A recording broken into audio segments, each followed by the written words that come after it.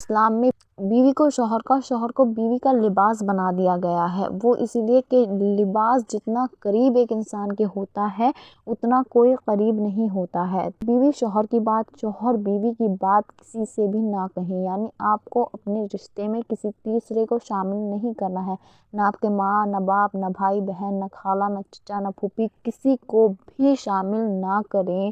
یہ اللہ تعالیٰ نے صاف صاف انکار کیا ہے۔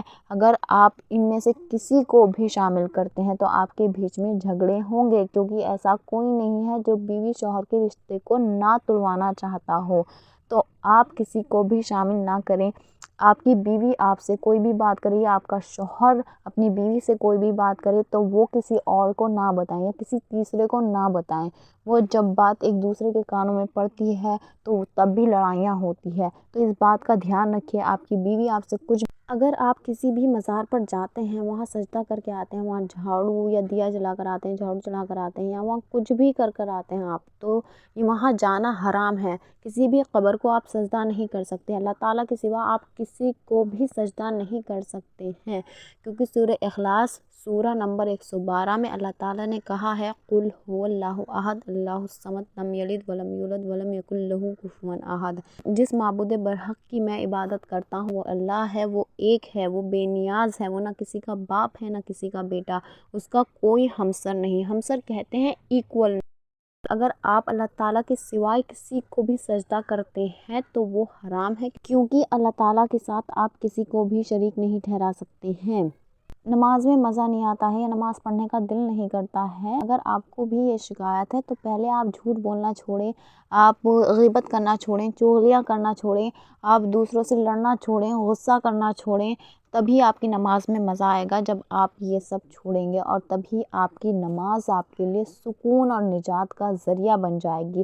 اگر آپ سود کھاتے ہیں تو سود کھانا چھوڑیں، اگر آپ بہت زیادہ اچھے دکھاتے ہیں دوسروں کو اور اپنی بیوی کے اوپر ظلم کرتے ہیں تو یہ بھی چھوڑیں، اس کے اوپر گالیاں دیتے ہیں، اسے بہت زیادہ ہی لیٹ ڈاؤن کرتے ہیں، نیچا دکھاتے ہیں، وقت وقت پر اسے ذلیل کرتے رہتے ہیں، تو آپ یہ چھوڑیں۔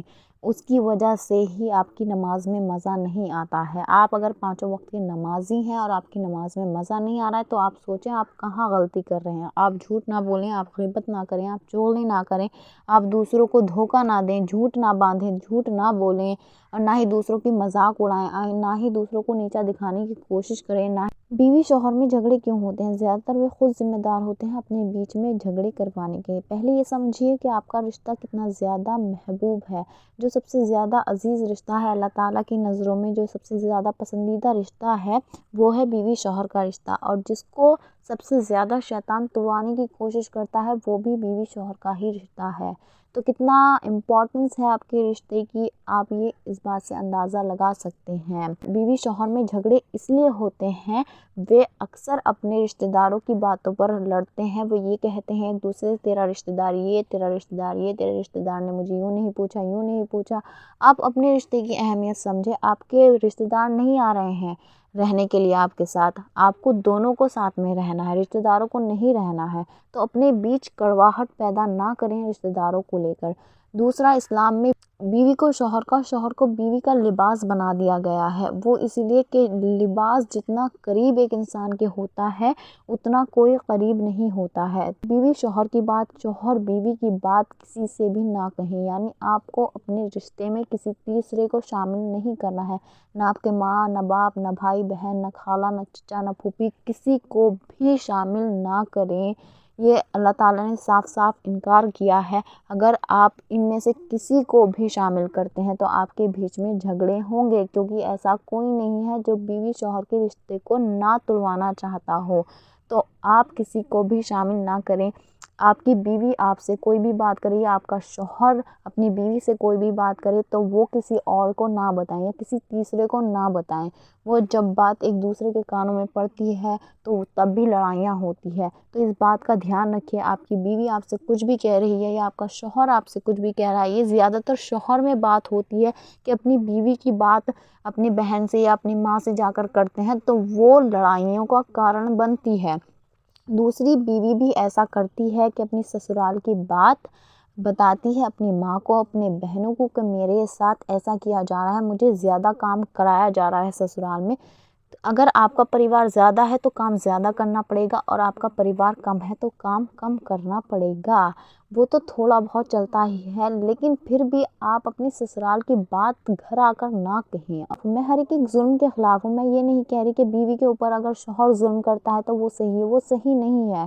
شوہر اگر کسی بھی طریقے کا ظلم کرتا ہے تو وہ صحیح نہیں ہوتا، یا آپ کے سسرال والے کسی بھی طریقے کا ظلم کرتے ہیں تو وہ صحیح نہیں ہے۔ لیکن تھوڑا بہت اگر آپ کو کام زیادہ کرنا پڑ رہا ہے تو کر لیں، یا تھوڑا بہت آپ کو بات سننی پڑ رہی ہے ساس کی، ساس آپ کو کچھ کہہ رہی ہے، آپ کا شوہر آپ کو کچھ کہہ رہا ہے، تو ہمارے ماں باپ بھی تو ہمیں کہتے ہی ہیں، تو آپ کو سن لینی چاہیے۔ وہ بات صحیح ہوتی ہے، غلط نہیں ہوتی، آپ کے برے کے لیے نہیں کہا جاتا۔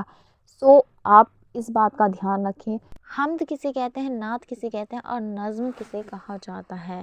نظم کے انداز میں اللہ کی تعریف کرنے کو حمد کہا جاتا ہے، یا ہم کہہ سکتے ہیں اللہ کی تعریف کرنے کو حمد کہا جاتا ہے، اور حضور صلی اللہ علیہ وسلم کی تعریف کرنے کو نعت کہا جاتا ہے۔ جب ہم رسول اللہ صلی اللہ علیہ وسلم کی تعریف کرتے ہیں تو اس کو نعت کہا جاتا ہے، اور اشعار کے انداز میں اچھی باتیں بتانے کو یا کرنے کو نظم کہا جاتا ہے۔